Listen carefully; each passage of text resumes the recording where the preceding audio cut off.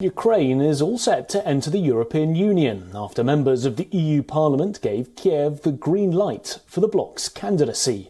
Ukraine applied to be a member of the EU days after the Russian invasion in late February, and since then its admission process has moved at record speed. We vote on the resolution as a whole. The final vote by roll call. The vote is open.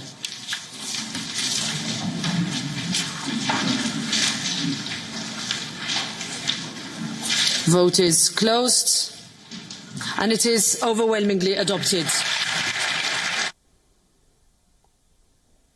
Getting candidate status is the first official step towards becoming an EU member. Earlier this week, France said that there is total consensus amongst the members on Ukraine. But it can still take years for an official admission to actually happen. Well, for more details on this, we're joined by our Brussels correspondent, Rosie Burchard. Rosie, these 27 EU leaders, they don't always agree, do they, on foreign policy issues? So what are the chances that Ukraine is going to get the answer that it's hoping for here? Nick, you're quite right. There was a yes from the European Parliament, but those lawmakers in the European Parliament don't have the final say. It's purely an advisory vote. It is fully in the hands of the 27 EU leaders who are meeting here in Brussels in this building. They are filing in now. You might see some of them arriving behind me. Now, these 27 leaders are, Nick, so often at odds on foreign policy issues. Often I'll be here at these summits talking about them arguing with different member states, having different opinions. But on this time, according to the diplomats I've been speaking to, they are really all on the same page. We are expecting a resounding rubber stamp to Ukraine's application to become a candidate for EU membership. So it's likely to be a yes, and yes is the answer Kyiv was hoping to hear. But that yes will come with strings attached.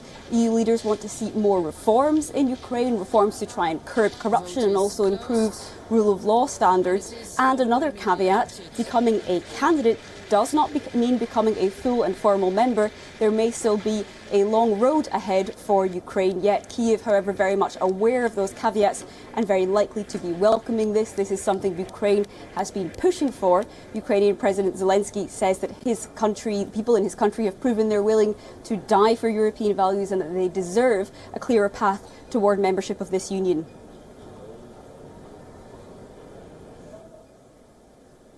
Rosie, you mentioned there that it's often a long road. So what comes next, and what does this decision actually mean for Ukraine? Well, it means a big political symbol of solidarity. I've just spoken to Lithuania's President Gitanas Nausėda on his way into these talks, and he's been pushing hard for this. He says it's worth being in politics for all the trouble just to be able to experience what he called happy days like this. So a big, important political symbol for Ukraine, but little in terms of practical changes. Now, becoming a full member of the European Union can take years, if not decades. It will involve some of those reforms I mentioned.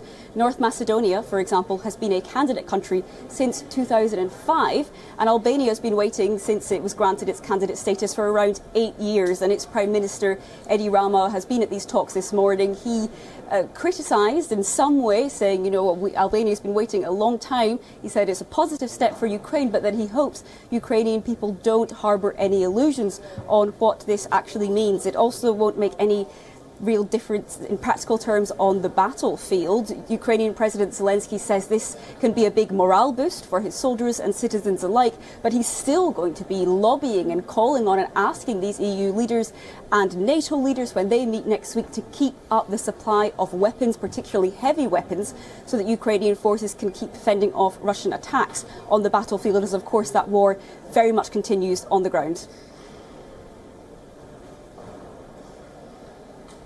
Thank you, Rosie. That was Rosie Burchard joining us live from Brussels.